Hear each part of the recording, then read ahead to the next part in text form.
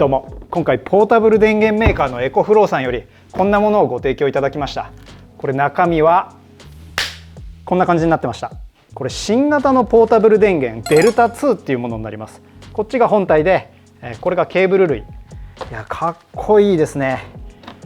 こんな感じで、これが正面ですね。ここが電源ボタンになってます。一回押すとピッと今電源が起動しました。で、ここがディスプレイになってます。毎回思うんですけど、エコフローさんのディスプレイって綺麗で見やすいですね。シンプルなんで分かりやすいです。ここが今 29%、 残りのこのバッテリーの残量で、ここがインプットアウトプットで、あとはこういうポートから機器を使ってあとどれぐらい持つかっていう時間がここに表示されていると。全体的にシンプルだけどかっこいいデザインですよね。エコフローさん史上一番売れたモデルがデルタっていうモデルらしいんですけど、それの後継機がこのデルタ2になるようです。バッテリー容量は 1024Wh で、ポートに関しては AC ポートはこう6つもついてます。で、こういった DC ポートもあります。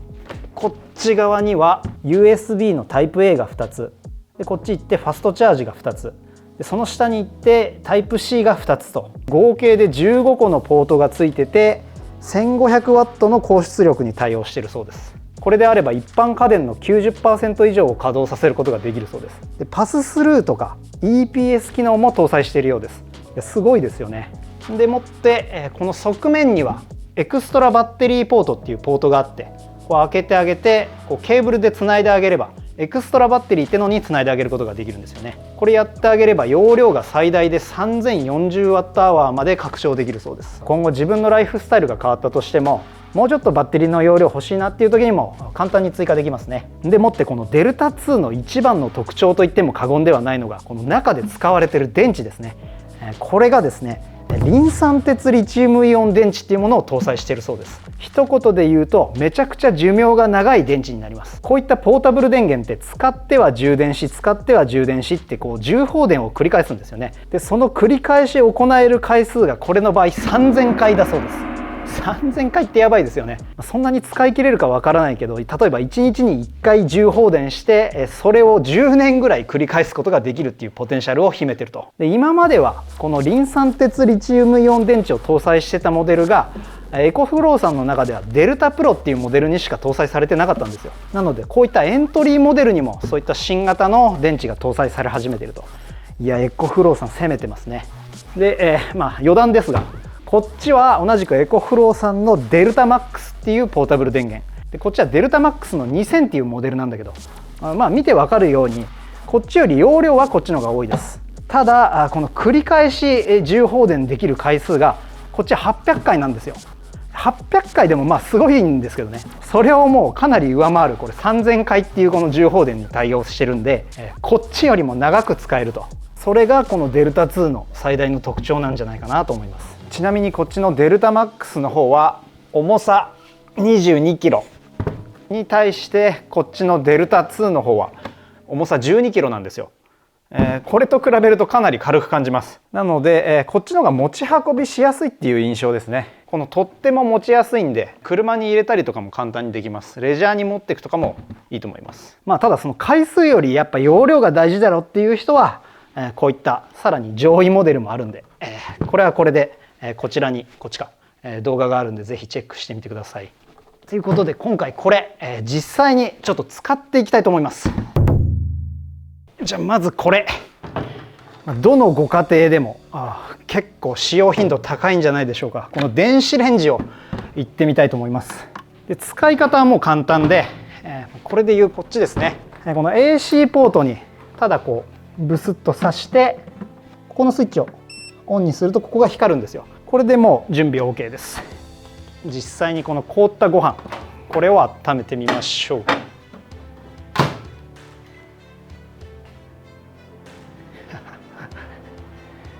いや、もうこれ毎回すげえなと思いますよね。普通に電子レンジが動いちゃうんだから、もうこういった具合に安定して作動させることができます。はい、熱々です。これ分かりますかね。ご飯をチンしてあげることができました。これさっき 28% だったかな、2% 消費してご飯をこうチンしてあげることができました。でもこのレンジが動くってことはもう大抵のものは動かせるんですけど、試しにいろいろやってみましょう。これちょっと中には何も入れてないんですぐ止めるんですけど、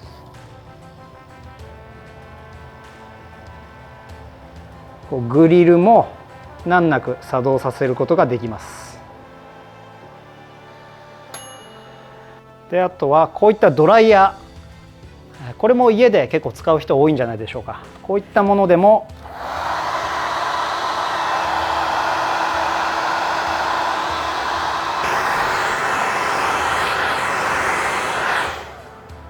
こう難なく作動させることができます。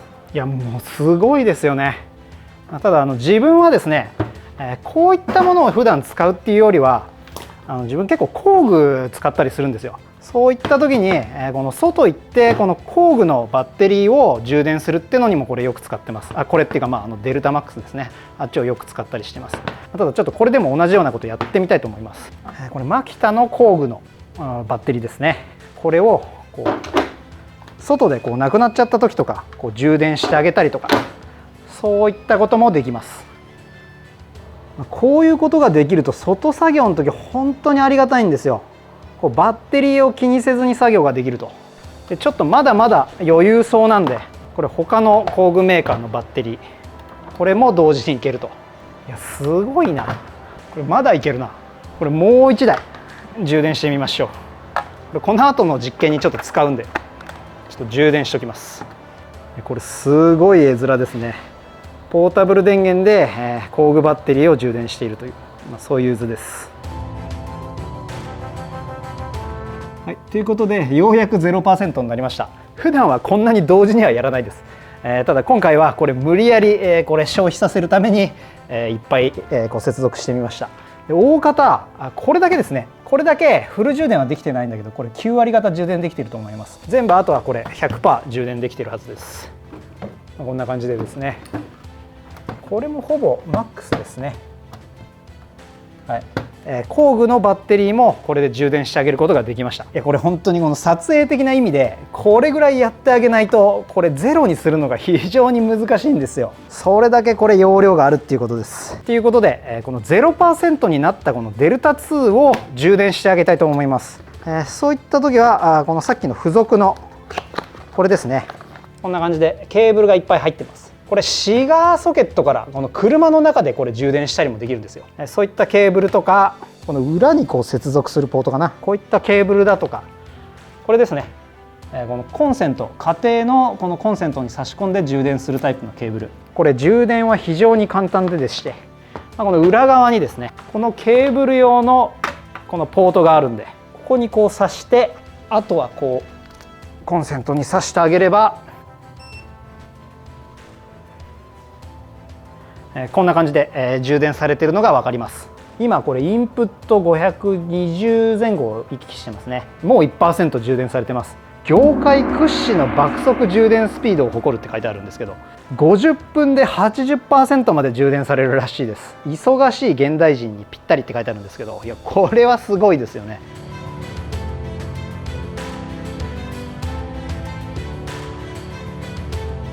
はい、ということで今38分ぐらい経過したところで今 48% まで充電できてます。でこれですね、最初20分間ぐらいかな、ここが600ワットだったんですよ、インプットが。なのでこれ本当に50分で 80% までいけるのかなと思ってたら、20% まで充電できたところから急に今1220ワットとかインプット出てて、急速にこう充電時間がアップしてってるっていう感じです。で今もう 49% になってますね。なので何て言うんだろうな、最初ゆっくりで、後半めちゃくちゃ急速充電してるっていう、素人目から見てそんな感じで、充電されてるようです。なので、このままほっとけば本当に50分で、80% まで、楽々いっちゃうんじゃないかなと思います。今もうこんな感じで今 50% にこの短期間で 1% アップしたっていう感じですね。ですいません、ちょっとここで一回これ止めます。はい、こんな感じでちょっと今コンセント抜いちゃいました。っていうのもですね、これこの同じくエコフローさんのソーラーパネル、これ両面ソーラーパネルっていうやつなんですよ。表と裏側でこう充電できるっていう、そういった代物です。残りの 50% はこれソーラー充電してあげたいと思います。山にちょっと雲がかかってるぐらいで、頭上にはもう雲がない状態ですね。こっちとこの表面、こっちで充電できるっていう代物です。でこれ使い方めちゃくちゃ簡単で、もうこのプラグをこの背面のここにこう挿せばもう充電が開始されてます。183ワット出てますね。今だいたい9時なんですけど、この状態で放置してみましょう。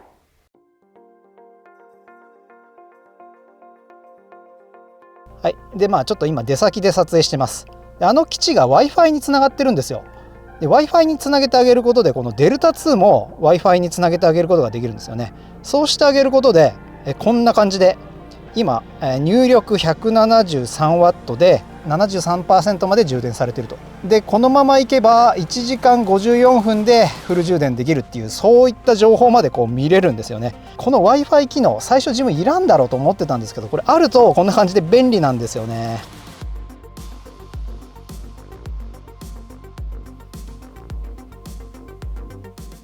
はい、ということで、今こんな感じで 100% まで充電が完了しました。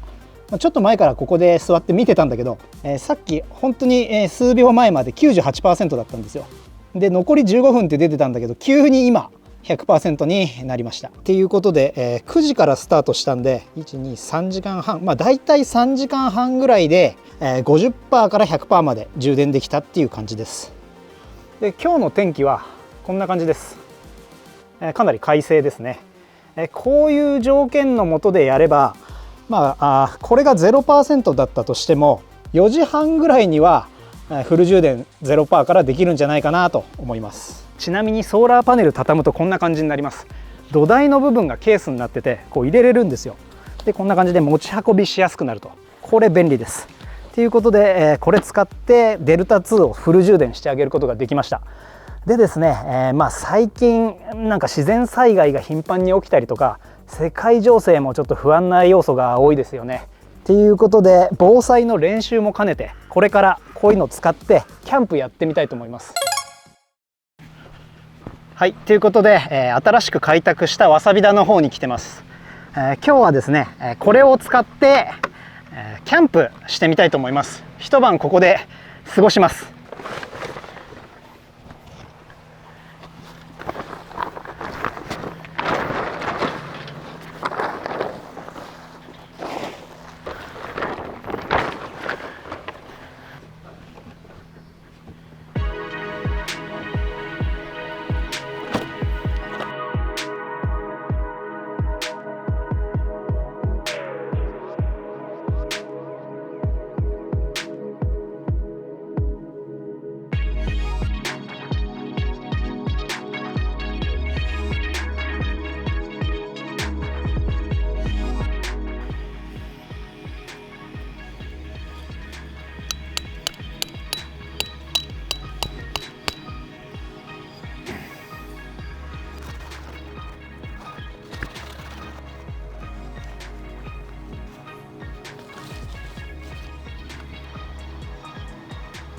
はい、ということでテントを設営することができました。普段はここにタープやったりとかもうちょっとやるんですけど、今日は1人しかいないんでテントだけにしときます。これ貼ってあげたんで、とりあえず雨は降ってもなんとかなるかなと。今日なんか雲行きが怪しいんで、もしかしたら夜雨降るかもしれないです。ということでとりあえずこれ、エコフローのこのウェーブはちょっとここに置いときます。で、これもちょっとここに置いときますか。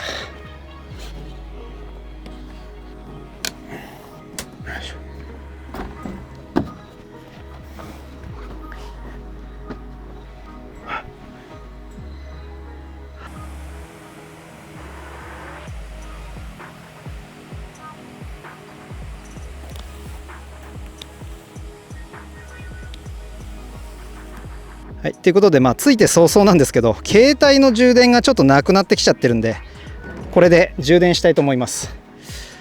こういっぱいポートついてるんで、うやって充電してもいいんだけど、これ、せっかくファストチャージこうついてるんで、こっちで充電したいと思います。ブスッと、はい、これで今充電開始されました。いやマジでめちゃくちゃ頼もしい。これぐらいだったら今7ワットとかであと80時間ぐらい充電できるんで、もうちょっとやそっとじゃこれ減らないんですよ。ちょっと暗くなる前にご飯作って食べたいと思います。今夜と明日の朝食の分はこの中に入ってます。これマキタのバッテリー式の保冷温庫なんですけど、こういったプラグもついてるんで、場合によってはこれコードでこのデルタ2につないであげて、これを作動してあげるっていうこともできます。でもってこれ裏技というか、自分のこだわりなんですけど、毎回こんな感じで枝豆持ってきてます。でこれ、ご飯作ってる間ここに置いとくなりしとくとこれ溶けるんですよね。でやっぱこう調理してる時ってなかなかアウトドアだとご飯食べれなくてお腹空いていくじゃないですか。そういう時にこの枝豆めちゃくちゃおすすめです。溶けたらもう食べていけるんで、こう食べつつ空腹をしのいでればご飯が出来上がるっていう、そういった感じですね。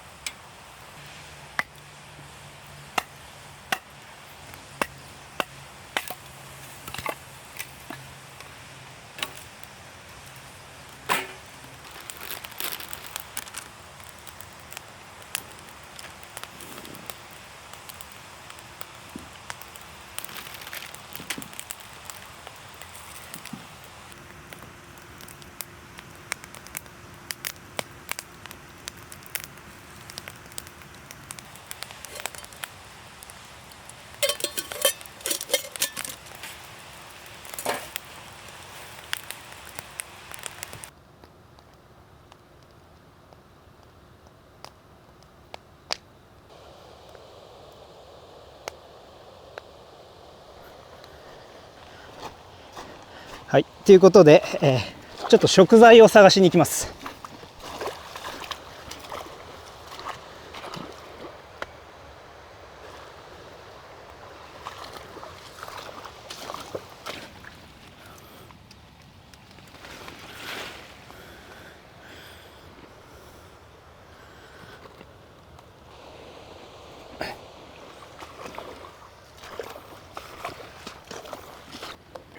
なんだかんだご飯がこれ、おお、いいんじゃないか。お湯も沸いたし、じゃあちょっと今日のメインディッシュ食べたいと思います。よいしょ。今日のメインディッシュはですね、これです。今日ちょっとかなり奮発してスーパー行っていい肉買ってきました。しかも割引になってたんでお得でした。これとこの豚肉ですね。これしゃぶしゃぶ用の肉なんだけど、これ火が弱くなってきた時の着火剤にもなるんで、まずこっちから食べたいと思います。よいしょ。はい、ということで、さっき取ったわさびをこの場ですって食べたいと思います。やっぱ肉にはわさびですわ。わさび醤油とか塩コショウわさびでも最高なんですよこれ。よいしょ。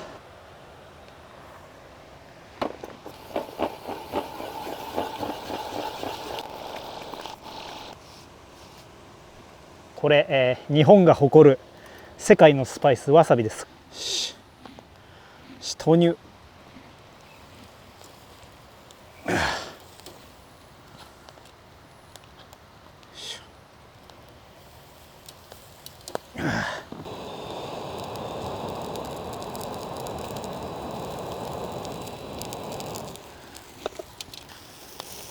よいしょ。うわー、これはうまそうだな。これはもうシンプルにこう塩コショウして、あとはこのわさびを少しこう添えて、であとはこのご飯とちょっといただきます。めっちゃうめえこれ。うわー、ご飯いい感じ、完璧。うわ、うまっ。ちょっと下おこげみたいになってますけど、いいぞ。いや、わさび効いててめちゃくちゃうまいです。しゃぶしゃぶの肉いいなこれ。めっちゃうまいこれ。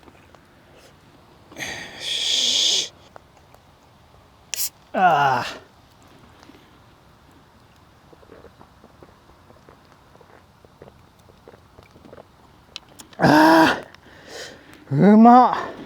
やっぱこの薪で焼いて食べてあげるときはこの安い肉でも十分ですね。風味がついてめちゃくちゃうまくなる。あとわさび最高っす、本当に。なんだかんだやってる間にもうほぼほぼフル充電まで行きましたね。でもって、ちょっとこのメインこっちも焼いて食べちゃいますか。この伝説の醤油菊水、これとこのわさびで危な。すごい長いなこれ。うわ、やべえ、これちょっと、うわ、もったいない。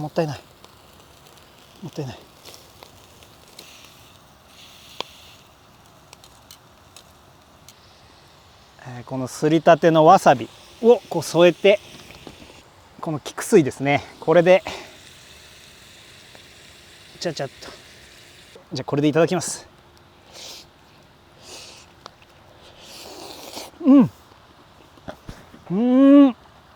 うわ、最高。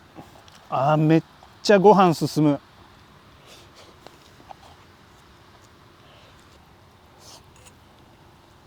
もう本当に最高これ。まあなんやかんや片付けやってたらもう夜が更けてきたんで、9時か、ちょっとテントの中に入ります。でちなみに、これもうテントの中に入れました。で内部はこんな感じになってます。ちょっと閉めてと。いや、これ 10% しか減ってないです。まだあと 90% ありますね。でもってこれ仕掛けといたんですよ、この電気式の蚊取り蓋。アースノーマットですね。なのでこの空間は人間にとってはかなり快適なんだけど、虫たちにとってはこれ地獄のような環境になってると思います。虫が一匹もいないです。この時期に夏ですね、キャンプやると結構蚊とかが悩まされるんだけど、これがこの作動させることができるんで蚊がいないですね。これめちゃくちゃ快適です。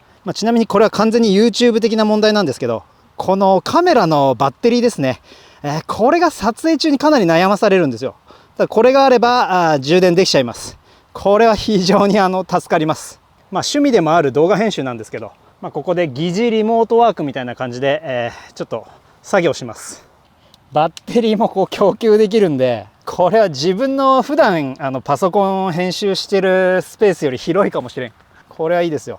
ただですね、キャンプやったことある人分かると思うんだけど、テントの中って結構暑いんですよ。こういった EVA マットとかも冬はいいんだけど、夏場暑いんですよね、これ。しかもこういった照明を撮影的に今つけてるんで、ちょっと暑いんですよ。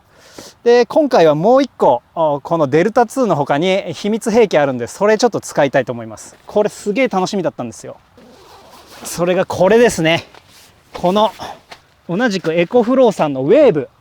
これがですね、ポータブルクーラーになります。コンセントをつないで、こう作動させてあげることもできるんだけど、今回はこのバッテリー駆動させてます。めっちゃ涼しい。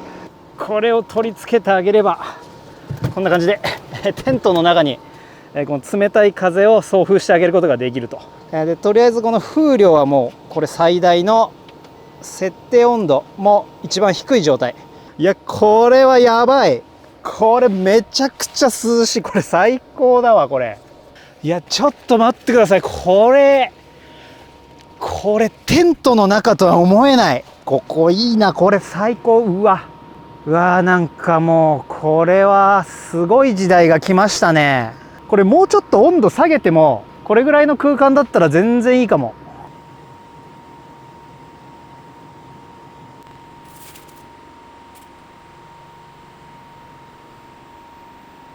ちなみにですね、これ上が外の気温です。でこの下が中の気温で、20度ぐらいまで今下がってきちゃって、かなり正直寒くなってきたんですよ。ただ消すと多分暑くなるんですよね。外に出て、さっきのウェーブを温度調整してあげてもいいんだけど、こんな感じで携帯からですね、ちょっともうこれ設定温度を18度ぐらいにして、でちょっと送風も真ん中ぐらいでいいかな。でもって、ちょっとタイマーをとりあえず8時間に設定してみたいと思います。これで、今 92% なんだけど、こう吉菜に8時間どうにかこう冷やし続けてくれるっていう感じですね。フルパワーでぶん回すのはちょっと難しいと思うんだけど、こんな感じでやってあげれば8時間動作してくれると。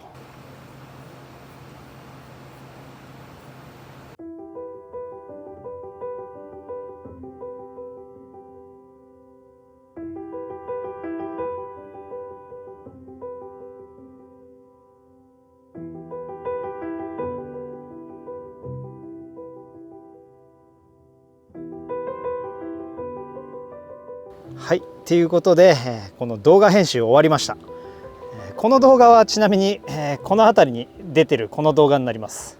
いや、普通にここで仕事、これは趣味なんですけどね、ただパソコン作業であることには変わりないんで、仕事を終えたと言っていいでしょう。まだあと 79% 残ってます。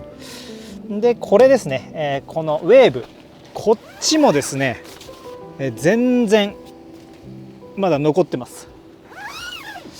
でこれリモートできるの、これ最高ですね。こんな感じでエコモードとかこう3種類から選べるんで、まだタイマーこれ6時間54ってなってるんで、ちょっと一晩中つけておこうと思うんで8時間にして、これ一回消すのか。これ一回消してまた8時間にして、これでもう寝たいと思います。いやー、よく頑張ったと思います、自分でも。これで今日は寝ます。おやすみなさい。お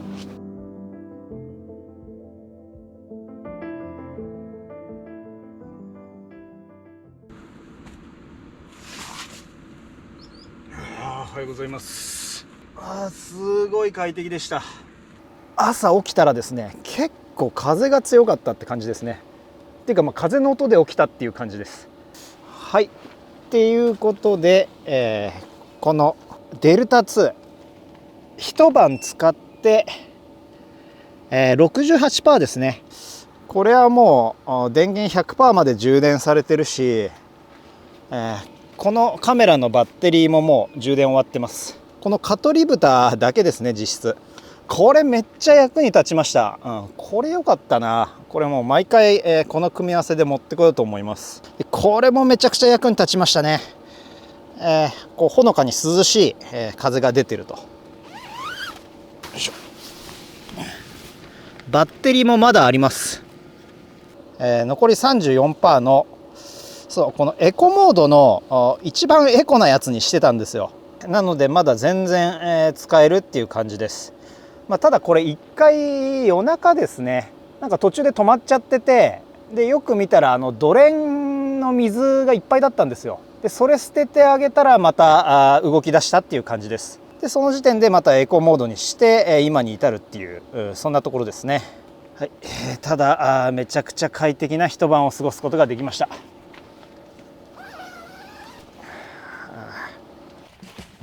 はい、めっちゃすがすがしい。ということでエコフローウェーブとこのデルタ2を使って、一晩キャンプとあとリモートワークですね、やってみました。で今回一晩過ごしてみて、それぞれ使ってみて良かった点とここかなと思った点、最後に言いたいと思います。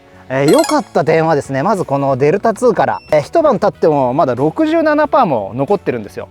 でこれ普通に制御して使ったとかじゃなくて、もう本当に個人的にはいつも通り、携帯充電したりパソコン使ったりとかって普段使いしてまだ 67% も残ってると。なので容量これ素晴らしいですね。であとはですね、これデルタマックスとかと比べてもかなり軽いんですよ。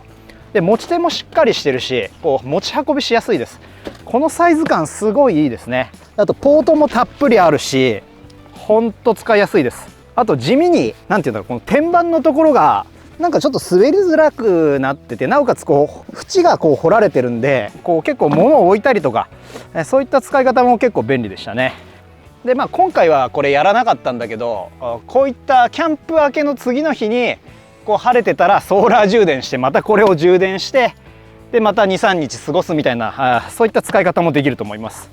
で音もこのテントの中入れてたんですけど、あんま気にならなかったですね。でもってこのウェーブ、いやこれもですね、個人的にちょっとこれかなりびっくりしました。このダクト使ってあげれば排熱も外にこう逃がせられるんで、一瞬でこのテントならめちゃくちゃ涼しくなりました。すごい快適な空間になります。もう一気に5度とか下がっちゃうと思います。でこのタイマー機能も良かったですね。このタイマーがあるおかげでバッテリー切れをそこまで気にせずにこう安心して一晩過ごすことができました。で今回はこのバッテリーで賄えちゃってなんとかなっちゃったんですけど、このバッテリーがなくなっちゃったとして、このケーブル使ってあげれば、ここからこれをこう挿して、ここですね、このエクストラバッテリーポート、ここにこう挿してあげれば、このコンセントを使ってこう給電するよりもかなり効率よくこのポータブルクーラーを作動させてあげるっていうこともできるようです。今回このバッテリーがすぐ終わっちゃうだろうなと思ってこれ持ってきたんだけど、結局使いませんでした。また熱帯夜の時とか、今回よりもかなり暑いシチュエーションの時にこれガンガンクーラー効かせて一晩過ごすっていうこともまたやってみたいですね。これ提供してもらった手前ちょっと言いづらいんですけど、ここがなと思った点を挙げておきたいと思います。こっちはですね、取っ手がこう両手で持つスタイルなんですよ。個人的にはこうハンドルで持ちたいなっていうシチュエーションが結構ありましたね。片手でこう移動させたいみたいな、なんか持ってて片手で移動させたいっていう時はこれちょっと移動させづらいかな。その点はこうバックルみたいなこうストラップみたいなのをつけてあげればそういった使い方はできると思います。ただこの状態だと片手ではちょっと持ちづらいかなと。こうやってやってもいけるんだろうけど、なんかあんまり横にしたくないんですよ。なので、こうやって持てるといいかなとは思いましたが、そんなところかな。あとは本当にめちゃくちゃ使いやすかったですね。こっちに関しては本当そんな感じです。電子レンジとかも動かせるんで、このコンパクトさで、電子レンジとか動かせるのはもうかなり魅力的でしかないですね。でもあとはこっち、これがですね、さっきも言ったこれノンドレン方式っていう水捨てをしなくていいみたいな触れ込みではあるんだけど、夜中一回止まっちゃったんですよ。その水が満タンになって、でここでこう自力で抜いてあげて、ちょっとこう傾けてあげたって、今もちょっと出てきますね。水がこんな感じで水がいっぱいになってたんですよ。ただこれ捨ててあげたらその後は快適に動いてました。でちょっと今回自分ドレーンホース持ってくるの忘れちゃって、そのせいかもしれないです。ドレーンホース持ってればいちいちこう傾けてこう捨てなくてもよかったんだけど、ただノンドレーン方式をこう謳ってるので、そこはちょっと改良してほしいかなとは思いました。であとはちょっとこれ重いんですよね。重いんですよ。なのでこう設置するのにちょっと大変だったかなっていうところですね。であとはこの風向き調整するのにこのダクトがないとこう風向き調整できないんですよ。上下にしか、こう取り外してあげて、ここですね、ここが上下しかこうできないんで、左右はこれ風触れないんですよ。だから今回はこの中に送り込んであげたっていう手前、これ装着したんだけど、これなくてもなんかうまくやればこれなしでテント冷やしたりとかもできたのになとはちょっと思っちゃいましたね。はい、なのでここの調節が上下にしかできないっていうところですね。であとちょっと音がフルパワーでやった時ちょっと音がうるさいかなとは思いました。ただ後半はエコモードだったんで後半は気にならなかったです。このウェーブを単体で紹介した時も言ったんだけど、このコードがちょっと邪魔なんですよね。これせっかくバッテリーで動かせるようになってるんで、このコードは取り外し式にしてほしかったなっていうのが正直なところです。これ取り外せないんでこれごとこう持っていかなきゃいけないんですよ。それがちょっと煩わしかったかな。はい、そんなところですね。これ重いとはいえ全然持ち運びできるんで、こういったものをこんなところに持ち込んで使えるっていう、もうそんな時代が来たんだなとしみじみ感心しちゃいましたね。でもってこれどちらもこうアプリで操作したりこう状況を確認できたりするんですごい便利でした。これも外に置いてある手前中からこう操作できると、いちいちここ開けたりしなくても操作できるの、これ本当に良かったです。で今自然災害が頻繁に起きたりとかで、世界情勢も今いろいろ起きてるじゃないですか。でそういったことが起きた緊急事態がこう起きた時って、この電源の確保って非常に大事なんですよ。なので個人的にはこういうポータブルバッテリーってもう一家に1台必需品だと思うんですよ。であわよくばソーラーパネルも一緒に持ってるとこれ自体を充電できるんで、数日間こんな感じで暮らすことができちゃいます。で災害とか起きなくてもこんな感じでレジャーで使えるんで、本当に持ってると便利です。このデルタ2に関しては他のハイエンドモデルと比べると価格もリーズナブルなんですよ。ただこれ正直安いものではないんですよ。そこでですね、これ作ってるエコフローさん8月29日から防災応援キャンペーンっていうものを実施するそうです。こういったポータブル電源をお得にゲットできるチャンスかもしれません。これ気になった方がいましたら概要欄にリンク貼ってあるんでぜひチェックしてみてください。ということで今回はポータブル電源やポータブルクーラーを駆使して一晩快適にキャンプしてみたっていう動画でした。最後までご視聴いただきありがとうございました。また次の動画でお会いしましょう。それでは。